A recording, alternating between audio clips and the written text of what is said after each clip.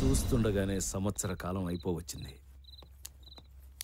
గజపతి, ఇంకో వారంలో నా కూతురికి ఆపరేషన్ చేయించాలి. నేను వెళ్ళాలి. ఇంత సడన్ గా వెళ్ళిపోతానంటే ఎలా? ఇక్కడంతా ఏమైపోతుంది? కుదరదు. నేను ముందే చెప్పాను సంవత్సరం తర్వాత వెళ్తాను అని. దానికి నువ్వు ఒప్పుకున్నావు. నా కూతురు చావు బతుకుల సమస్య.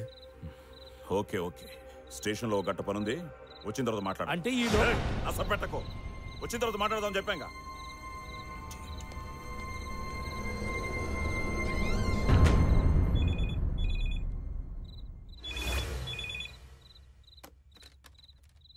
హలో, నేను మీతో ఒకసారి మాట్లాడాలి. ఈ టైంలో ముఖ్యమైన విషయం స్వామి, ప్లీజ్ స్వామి. సరే వచ్చేయ్. పెద్ద సమస్య ఒకటి వచ్చి పడింది స్వామి. ఏమిటది? నా కూతురు ఒకడిని ప్రేమించింది, ఆడనే కావాలంటుంది. ఏం చేయాలో పాలు పోవటం లేదు. చెప్పండి స్వామి. వాళ్ళు ఒకళ్ళనొకళ్ళు ఇష్టపడ్డాక మనం చేసేది ఏముంటుంది? అది కరెక్టే స్వామి, కానీ వాడు ఒక మెకానిక్ స్వామి. కడుపులో పెట్టుకుని గారాబంగా పెంచిన బిడ్డని చూస్తూ చూస్తూ వాడికి ఇవ్వాలంటే, కానీ చిన్నప్పటి నుండి అదేది అడిగినా కాదనలేదు స్వామి. నా బుజ్జమ్మ సంతోషం కోసం ఏదైనా చేస్తాను స్వామి. స్వామి, దాని కంట్లో నీళ్ళు వస్తే మాత్రం నా గుండె పట్టేసినట్టు అవుతుంది. చెప్పండి స్వామి, ఏం చేయమంటారు? ఓ పని చేయి, అతనికే ఇచ్చి పెళ్లి చేసేయి. కానీ ఆస్తి, చదువు, హోదా లేని వాడికి ఎలా? పుట్టినప్పుడు ఏం తీసుకొచ్చావు, పోయేటప్పుడు ఏం తీసుకుపోతావు. జనన మరణాల మధ్య జరిగేదంతా మిథ్య. అది తెలుసుకోవడమే అసలైన విద్య. చూడు శివప్రసాద్, 100 కోట్ల కట్నం ఇచ్చి 1000 కోట్లను అల్లుణ్ణి తెచ్చుకోగలవు. కానీ నీ కూతురికి సంతోషాన్ని ఇవ్వగలవా? అయినా వాళ్ళ ప్రేమను కాదనడానికి మనమెవరం? ఆ హక్కు మనకు లేదు. వాళ్ళిద్దరికి పెళ్లి చేసి. స్వామి, మీరు చెప్తే నిజమే స్వామి. నా బుజ్జమ్మ సంతోషం కంటే నాకు ఇంకేం కావాలి? చేసేస్తాను స్వామి, వాళ్ళిద్దరు పెళ్లి చేసేస్తాను స్వామి.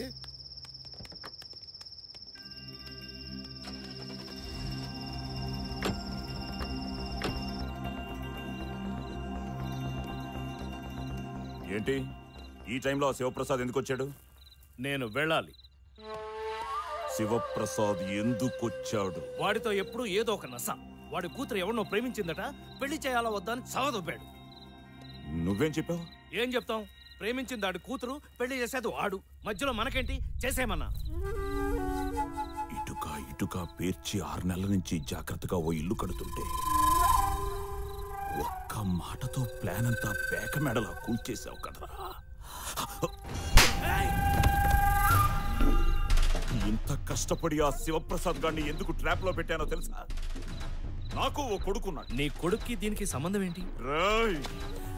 నా కొడుకు ఆ శివప్రసాద్ కల్లుడైతే ఆస్తి మొత్తం నాదవుతుంది. మొత్తం లైఫ్ సెట్ అయిపోతుంది అనుకున్నా. ఓకే ఓకే, ఇప్పటికే మించిపోయిందేం లేదు. వాడికి ఏదో ఒకటి చెప్పేసి పెళ్లి క్యాన్సిల్ చేసి. ఇంకా ఈ గేమ్స్ ఆడడం నా వల్ల కాదు. నా 10 లక్షలు ఇస్తే నేనే ఇక్కడి నుంచి వెళ్ళిపోతాను. దయచేసి నన్ను వదిలి. ప్లీజ్, ఈ ఒక్క పని చేసి పెట్టు. ఎలాగైనా పెళ్లి క్యాన్సిల్ చేసి. నా వల్ల కాదు. ప్లీజ్ ప్లీజ్, ఈ పెళ్లి క్యాన్సిల్. నా వల్ల కాదు. బతిమిలాడుతుంటే కామెడీగా ఉందా? ఎక్కడికి రాను వెళ్ళేది? నిన్నిక్కడే చంపి పూట్ చేసిన అడిగే నాథుడు లేదు. జనానికి నీ ఫోటోలు చూపించి నువ్వు ఇన్నాళ్ళు అందరినీ మోసం చేసి సంపాదించిన డబ్బుతో ఉడాయించావని నమ్మిస్తా. ఇక్కడ నువ్వు చస్తావు, అక్కడ నీ కూతురు చస్తుంది. గ్రహాల్ని కదుపుతావో నక్షత్రాల్ని వాడుకుంటావో నీ ఇష్టం. వాడి కూతురు నా కోడలు కావాలి. అలా జరిగితే నువ్వు అడిగిన 10 లక్షలు కాదు, 25 లక్షలు ఇస్తాను. రేపే నేను ఇక్కడి నుంచి పంపిస్తాను. నీకింకో దారి లేదు. బాగా ఆలోచించుకో.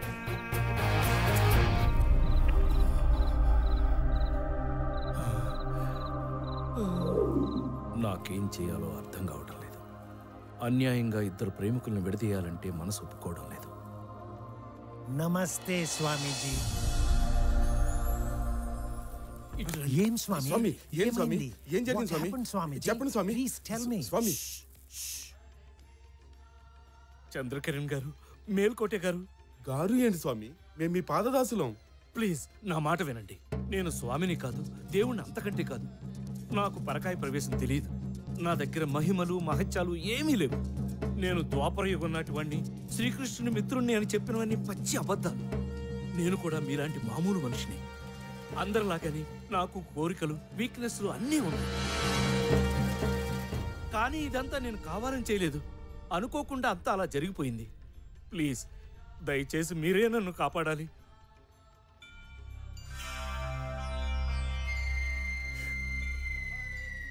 నేను గెలిచాను స్వామి. మీరు పెట్టిన పరీక్షలో నేను పాస్ అయ్యాను స్వామి. మా భక్తిని పరీక్షించడానికే కదా మీరు అలా మాట్లాడింది. మీ ఆంతర్యం అర్థమైంది స్వామి. చాలు స్వామి, ఈ జన్మకి నాకు ఈ తృప్తి చాలు స్వామి. సార్, మీరైనా అర్థం చేసుకోండి సార్. నా దగ్గర ఏ శక్తులు లేవు. నేను మామూలు మనిషిని. నేను కూడా మీ టెస్ట్లో పాస్ అయ్యాను స్వామి. నాకు కూడా ఈ తృప్తి చాలు.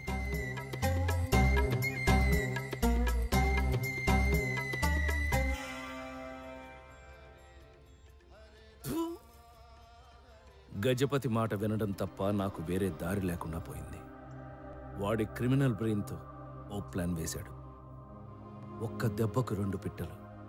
శివప్రసాద్ కూతుర్ని కోడలను చేసుకుని అతని ఆస్తి కొట్టేయాలి. తనకి అడ్డంగా ఉన్న నన్ను పర్మనెంట్గా వదిలించుకోవాలి. దానికి వాడు పెట్టిన పేరు ఆపరేషన్ అంతర్ధానం. స్వామి వారు ఇంకా సేపట్లో దర్శనం మీద ఉన్నారు. భక్తులంతా సంయమనం పాటించవలసిందిగా మనవి.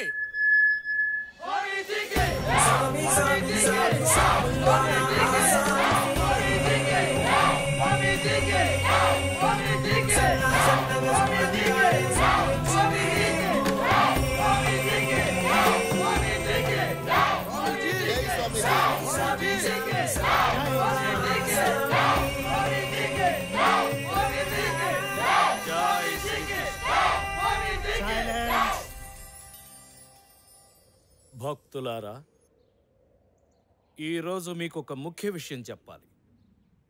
నా బాల్యమిత్రుడైన శ్రీకృష్ణుని ఆజ్ఞానుసారం ఇన్నాళ్ళు మీ ఈతి బాధలన్నీ నా శక్తి కొద్దీ తీర్చాను. ధర్మ సందేహాల్ని నివృత్తి చేశాను. కానీ ఇప్పుడు నా అంతర్ధానానికి సమయం ఆసన్నమైంది. నేను మీ మధ్య నుంచి వెళ్ళిపోయే ఘడియ వచ్చేసింది. నిన్న రాత్రి శ్రీకృష్ణుల వారు నాతో మాట్లాడుతూ, మిత్రమా, ఇంకెంతకాలం ఈ మానవుల మధ్య ఉంటావు? ఇంకా చాలు. హిమాలయాలకు వెళ్ళి ధ్యానంలో కాలం గడుపు. అక్కడికి నేనే స్వయంగా వచ్చి నిన్ను బృందావనానికి తీసుకెళ్తాను అన్నారు. ఇక మీ నుంచి సెలవు. మళ్ళీ మీ ఈ జన్మలో నేను మీకు కనిపించను.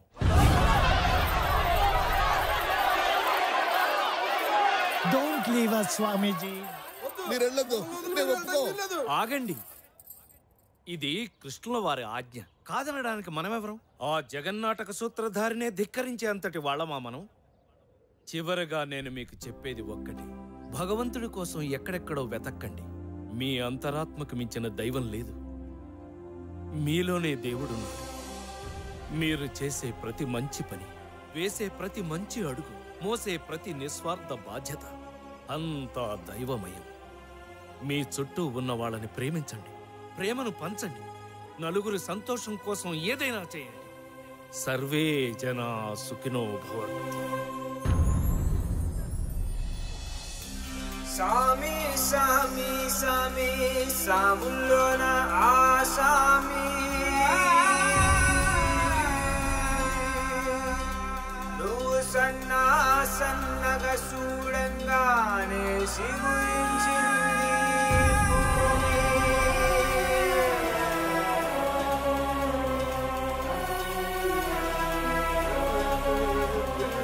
మీరెళ్ళదు స్వామి.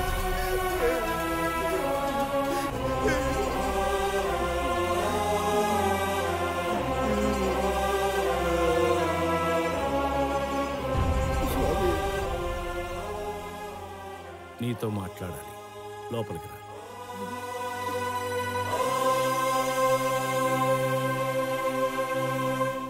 చెప్పండి స్వామి, ఏటో చెప్పాలన్నారు. ఏంటి స్వామి? చెప్పాలో వద్దో అర్థం కావడం లేదు. చెప్పడం సృష్టి ధర్మం కాదు, చెప్పకపోవడం గురుధర్మమూ కాదు. కానీ నువ్వు నా ప్రియ శిష్యుడివి, అందుకే చెప్తున్నా. వద్దు, ఈ పెళ్లి వద్దు. నీ కూతురికి కుదిర్చిన ఆ సంబంధం రద్దు చేయి. అదేమిటి స్వామి? నిన్న రాత్రి భవిష్యత్ దర్శనం జరిగింది. నీ కూతురు భవిష్యత్ కనిపించింది. ఈ పెళ్లి జరిగితే తను సుఖంగా ఉండలేదు. అష్టైశ్వర్యాలతో అల్లారు ముద్దుగా పెరిగిన నీ కూతురు అష్ట దరిద్రం అనుభవించాల్సి వస్తుంది. స్వామి, బ్రతికినంత కాలం ఏడుస్తూ బ్రతకాల్సింది. ఎందుకు చెప్తున్నాను అర్థం చేసుకో. అంటే బిడ్డ ఎంతో ఇష్టపడింది.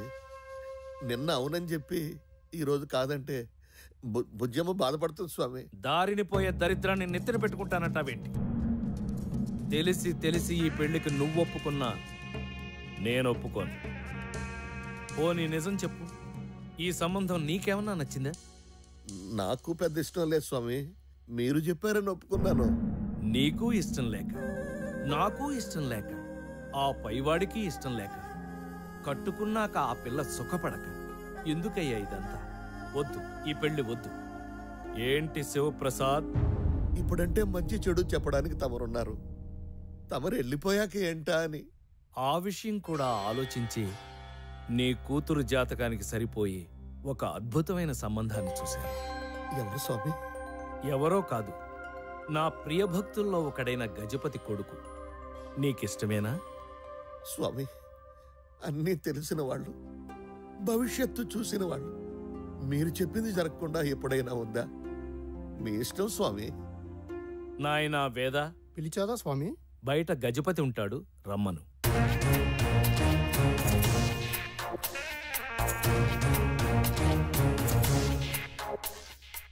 చెప్పండి స్వామి. ఇతను శివప్రసాద్. గజపతి, ఇతని కూతుర్ని నీ ఇంటి కోడలుగా చేసుకుంటావా అని అడగడానికి పిలిచాను. చేసుకుంటావా? స్వామి, ఒకసారి మా అబ్బాయిని కూడా ఓ మాట అడుగుతున్నది నేను. చేసుకుంటావా లేదా? చేసుకుంటావా లేదా? తమ ఆజ్ఞ స్వామి. ఇక మీరు బయలుదేరండి.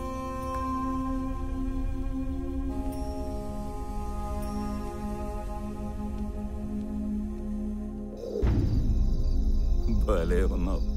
పిల్లల్ని ఎత్తుకెళ్ళేవాళ్ళ. నా డబ్బులు వాళ్ళతో వెళ్ళు, ఇస్తారు.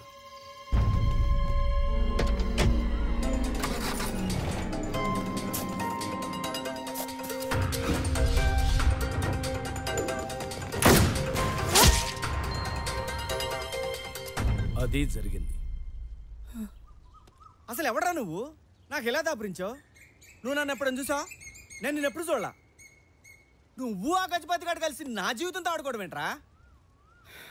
అయిపోయింది. నా లైఫ్ అడ్డంగా మాట్లాడిపోయింది. ఎవడో గొట్టం గడితో అంజలి పెళ్లి జరిగిపోయింది. చా, ఎందుకు బతకడం?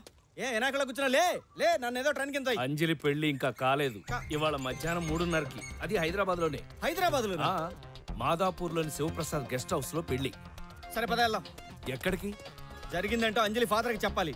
ఇప్పుడు ఏం చేయాలన్నా నీ ఒక్కడి వల్లే అవుతుంది. వాడు నువ్వు చెప్తేనే వింటాడు. అంజలి నాకు ఇచ్చి పెళ్లి చేస్తాడు. దయచేసి పద రా. నా వల్ల కాదు, నేను అక్కడికి రాలేని పరిస్థితి. నన్నిప్పుడు చూస్తే ఆ గజపతిగాడు కాల్చి పారేస్తాడు. అంతెందుకు, ఆ ఫొటోస్ బయటపడితే శివప్రసాదే నన్ను చంపేస్తాడు. ఛా, సరే బాస్, మన ఇద్దరం ఒక డీల్కి వద్దాం. నీకు నీ పాప బతకాలి, నాకు నా ప్రేమ కలవాలి. దానికి ఒకటే మార్గం.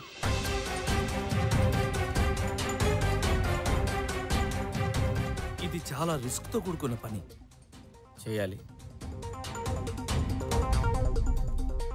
ఈ కృష్ణుని నీ దగ్గర పెట్టుకో. మనకు అంత మంచి జరుగుతుంది. వామ్మో, నేను రాను సార్. రారా.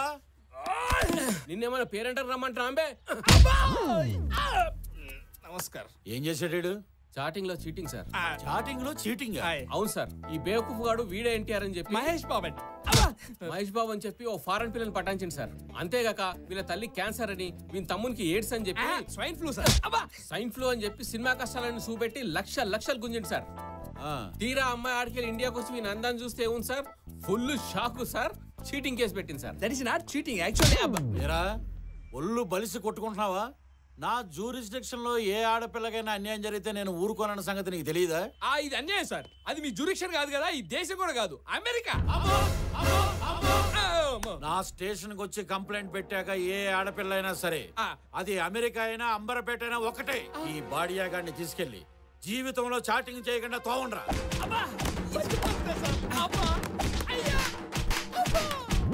పదండ్రా.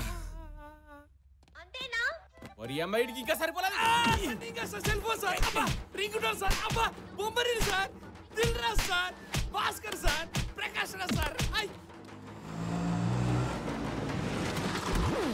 వెంకటేశం వర్ని ఇక్కడ ఉన్న వెంట్రా యమ కొట్టుడు కొట్టారా. అబ్బా ఎస్ఐ గారు ఏంటి సార్ మా వాడిని ఎలా తీసుకొచ్చారు? ఏమైంది సార్ అసలు? ఈడొక పెద్ద ఇంటర్నేషనల్ క్రిమినల్. ఆ ప్రూఫ్ ముందే క్రిమినల్ ఏదో తెలియక చేశాడు, వదిలేండి సార్. ఇంత చేసిన ఇంకా లవ్ ఏందో. ఏమైందిరా? వీడిని వదిలేమంటుంది. ఏ వీడిని అది చాలా డీప్ గా లవ్ చేసిందట. వీని అందం చూసి కాదు, ఆ గదేంది ఆ ఆత్మను చూసి. ఆత్మగా సార్ మనసు మనసును చూసి ప్రేమించిందంట. కోపం మొత్తం పోయిందట. కేసు విత్డ్రా చేసుకుంది. ఎస్ఐ గారు నన్ను నమ్మండి సార్, మళ్ళీ ఇలా జరగకుండా చూసుకుంటాను. నిన్నటి వరకు లవ్ అన్నావు, ఇప్పుడేమైంది? ఇదిగో నువ్వు అనవసరంగా ఇన్వాల్వ్ అవ్వకు. నేను అమెరికా పిల్లని పెళ్లి చేసుకోను. ఏ రోగం? ఏ రోగం పెట్టి నేను మహేష్ ఫోటో పెట్టినట్టే అది ఈ అమ్మాయి ఫోటో పెట్టిందిరా. Jennifer Lopez. నువ్వు గుర్తుపెట్టావా? నేను గుర్తుపట్టలేదురా. వచ్చిన ఫోటో ఇది కాదు. అదిగో. Darling, please marry me. Darling, please marry me. మన ఇద్దరి గురించి చెప్పు.